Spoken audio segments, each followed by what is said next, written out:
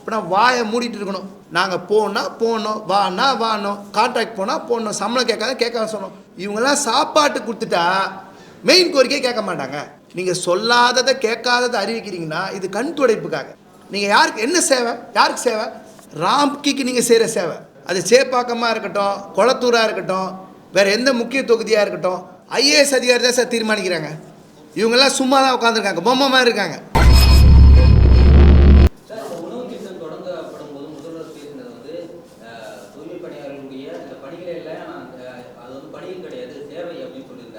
அவங்களுடைய சேவையை வந்து நான் மதிக்கிறேன் அப்படின்னு சொல்லியிருக்காரு. பல்வேறு திட்டங்கள் வந்து அவங்களுக்காக நடைமுறைப்படுத்தப்பட்டது அப்படின்னு பட்டியலிட்டு சொன்னார். ஆனால் இந்த பணி நிரந்தரத்தை மட்டும் அவர் பேசலை. அது ஏன் பேசல சார்? எது தேவையோ எது கொடுக்கணுமோ அதை கொடுக்காம தான் இதெல்லாம். நீ இப்போ நீங்கள் வந்து தலைமை செயலகத்தில் இருக்க பணியந்திர போய் சாப்பாடு போடுவாங்களா? போக்குவரத்து தொழில் 40,000 50,000 வேலை செய்கிற தொழிலாளி போய் சாப்பாடு போடுவாங்களா? ஒரு பணியந்திரம் கொடுத்தா சாப்பாடு அப்படி இல்லை. இவங்கெல்லாம் சாப்பாட்டு கொடுத்துட்டா மெயின் கோரிக்கையே கேட்க மாட்டாங்க. ஸோ பார், நான் அவங்களாம் சாப்பாடு கொடுத்துட்டோம், ஏற்கனவே இன்சூரன்ஸ் மற்ற எல்லாமே அவன் வாரியத்திலே இருக்குது, நான் அதெல்லாம் உனக்கு இருக்கிற மாதிரி அறிவிச்சிருவேன். அப்போ நீ என்ன பண்ணுவாங்க? எல்லாம் கண் துடைப்பு செஞ்ச மாதிரி காமிக்கிறது, திசை திருப்புவது. எதை கேட்டோமோ அது கொடுக்கல, எது நீங்கள் அறிவிச்சிங்களோ அதை கொடுக்கல. நீங்கள் சொல்லாததை கேட்காததை அறிவிக்கிறீங்கன்னா இது கண் துடைப்புக்காக. கண் துடைப்புக்குன்னா நாங்கள் பாருங்கள் தூய்மை பணியாக பக்கம் நிற்கிறோம், நாங்கள் அடித்து விரட்டல, நாங்கள் வந்து 13 நாள் போராடினவங்களாம் நாங்கள் அடித்து விரட்டல, எங்களுக்கு எதிராக யாரும் போராடல, நாங்கள் தான் எல்லாருக்கும் செய்கிறோம். 4.5 வருஷம் கண்ணுக்கு தெரியலையே, 4.5 வருஷம் சாப்பாடு போடணும் கண்ணுக்கு தெரியலையே, 4.5 வருஷம் டாய்லெட்டுக்கு கழிப்பறை வசதி இல்லைன்றது கண்ணுக்கு தெரியலையே. இப்போல்லாம் இந்த அறிவிக்க வேண்டிய சூழ்நிலையாக வந்திருக்குன்னா விழிக்கிறாங்க. அவங்களுக்கு தெரியுது, தேர்தல் வாக்குறுதி கேட்குறாங்க, தப்பு பண்ணுறது தெரியுது, ஊழல் பண்ணுறது தெரியுது, எழுத்து நிற்கிறாங்க. அதனால் தமிழ்நாட்டில் ஒட்டுமொத்தம் தூய்மை பணியாளர் பற்றி நல்ல பேர் வாங்கணும்னா நான் தமிழ்நாடு ஏன் சென்னை மாநகராட்சி மட்டும் தான் வேலை செய்கிறாங்களா தூய்மை பணியில்? இங்கே 2 மண்டலத்துக்கு மட்டும் 761 ரூபா, பாக்கிலாம் அறிவிக்கிறேன்னு.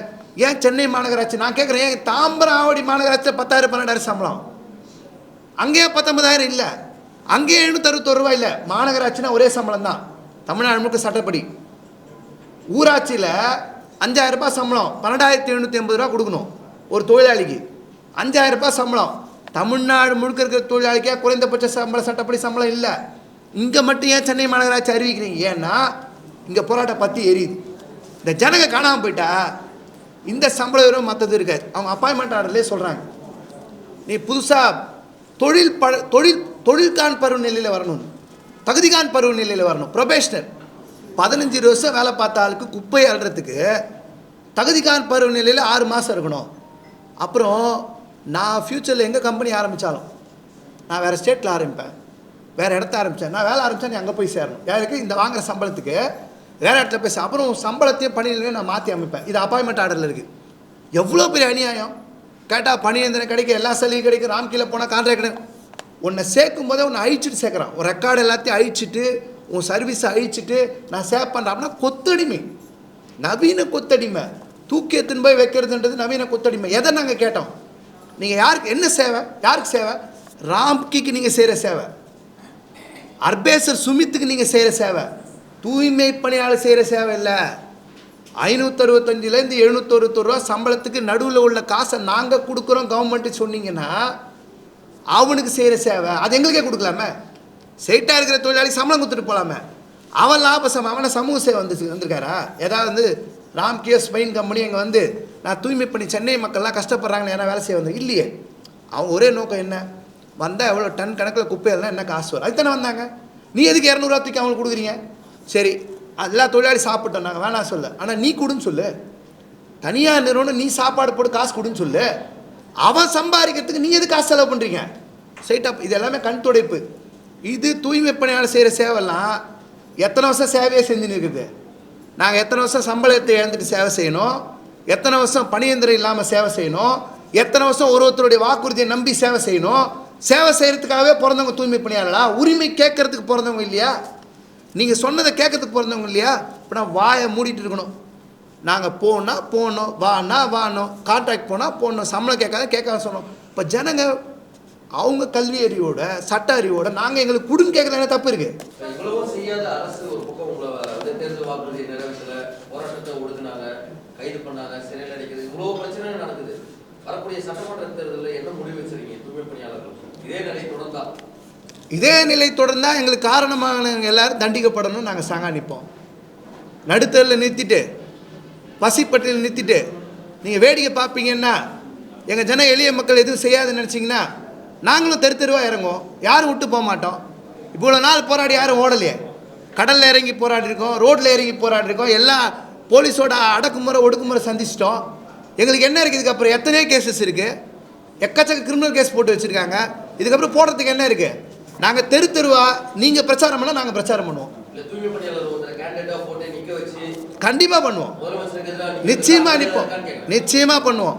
எங்கள் வாக்குறுதிகள் நிறைவேற்றப்படலைன்னா அது சேப்பாக்கமாக இருக்கட்டும், கொளத்தூராக இருக்கட்டும், வேறு எந்த முக்கிய தொகுதியாக இருக்கட்டும், நீங்களும் அப்போ சாதாரண கேண்டிடேட் தான், நாங்களும் சாதாரண கேண்டிடேட் தான்.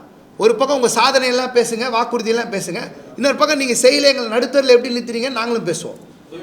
நிச்சயமாக பேசுவோம். எல்லா கட்சிகிட்டையும் ஆதரவும் கேட்போம்.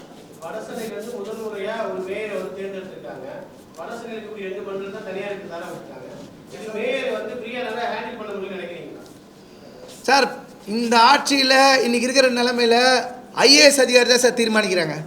இவங்கெல்லாம் சும்மா தான் உட்காந்துருக்காங்க, பொம்மை மாதிரி இருக்காங்க. இங்கே தீர்மானிக்கிறது chief secretary, mass secretary, corporation commissioner. நான் பகிரங்கமாக சொல்கிறேன், இவங்களை வச்சு தான் சார் இது நடக்குது. சென்னை மாநகராட்சி ஆட்சியும் இந்த ஊழலும் மற்றதும் கான்ட்ராக்டும் நான் பகிரங்கமாக விமர்சனம் பண்ணுறேன். இவர்களுக்கு எல்லாமே இவர்களுக்கு தான் இன்னைக்கு சக்தி கொடுத்து வைக்கப்பட்டிருக்கு. இவங்களை ஒழிச்சு இவங்களை ஊழலுக்கு ஜெயிலில் தள்ளினா தான் நல்லது நடக்கும்.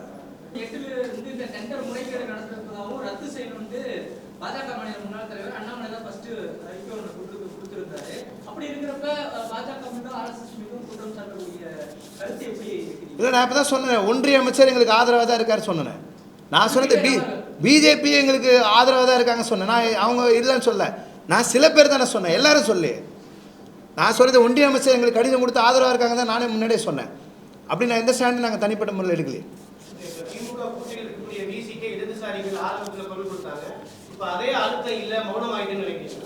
இல்லை, போன வாரம் கூட குரல் கொடுத்துருக்காங்க.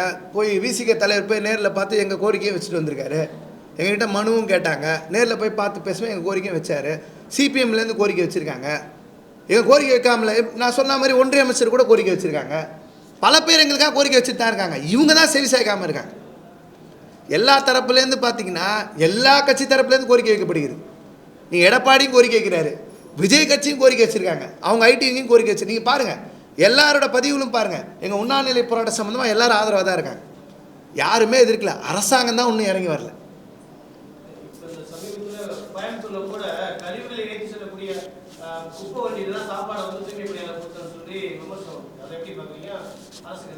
சார், சிந்தனையில் இவங்க சிந்தனையில் ஒரு நவீன தீண்டாமை முறை இருக்குது. நவீன தீண்டாமை முறைனா இவங்கெல்லாம் இப்படி தானே, இவங்களுக்கு இப்படி ட்ரீட் பண்ணால் போதும். நீங்கள் தமிழ்நாடு ஏன் சார் ஒரு 4.5 வருஷம் வந்து ஒரு கழிப்பறை இல்லைன்னு சொல்கிறதுக்கு உங்களுக்கு ஒரு தைரியம் வருது. அது எவ்வளோ மோசமான விஷயம். நம்ம ஏழை அவங்கவுங்க வீட்டில் இருக்கிறவங்க நல்லா இருக்கணும்னு தான் நினைப்போம். குழந்தைங்க வீட்டில் இருக்கிறவங்க எல்லாமே, பெண்கள் மற்றவங்களாம் இந்த ஜனம் தானே ரோட்டில் போய்க்கும். இந்த ஜன பெண்கள் தானே ரோட்டில் யூஸ் பண்ணிப்பாங்க, இருந்துப்பாங்க. அப்போ குப்பை ஒன்றில் எடுத்துன்னு போய் சாப்பாடு கொடுத்தா என்ன, சாப்பாடு கொடுத்தா உனக்கு பெரிய விஷயம். இந்த மனப்பான்மை இருக்குன்ற இந்த மனப்பான்மை எங்கேருந்து வருதுன்னா உங்கள் சமூக நீதி சமத்துவம் பேசுறதுலேருந்து வரல. இது சமூக நீதி சமத்துவத்துக்கு எதிரான கருத்து இருக்குனால தான் வருது.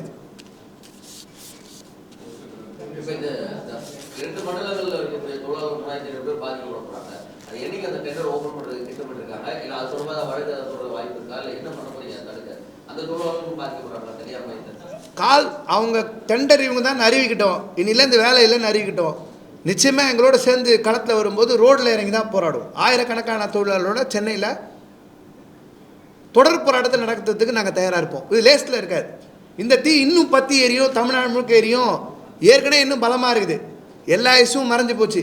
கள்ளக்குறிச்சி போகலாம், கரூர் போகலாம், தூய்மை பணி இன்றைக்கி வரைக்கும் நிற்கிறோம் 116 நாள். இது இன்னும் பற்றி எரியும். இந்த ஆட்சியாளர்களுக்கு எதிராக நாங்கள் இப்படி தான் இருப்போம்னு சொன்னால் நாங்கள் இதுலேருந்து பின்னாடி போக மாட்டோம். அடுத்தடுத்த கட்டம் நாங்கள் மேலே தான் போயிட்டுருப்போம். இந்த தனியார் மயப்படுத்துவதில் முதன்மையான காரணங்கள் இந்த பர்டிகுலர் அரசு அதிகாரிகள். இதில் குறிப்பாக இருக்கிறவர் நம்ம உள்ளாட்சித்துறை அமைச்சர். அவருடைய பங்களிப்பு ராம்கியில் ஒரு ஷேர் ஹோல்டராக இருந்து டீல் பண்ணுறாருன்றது நாங்கள் தெரிந்து கொள்ளக்கூடிய விஷயம்.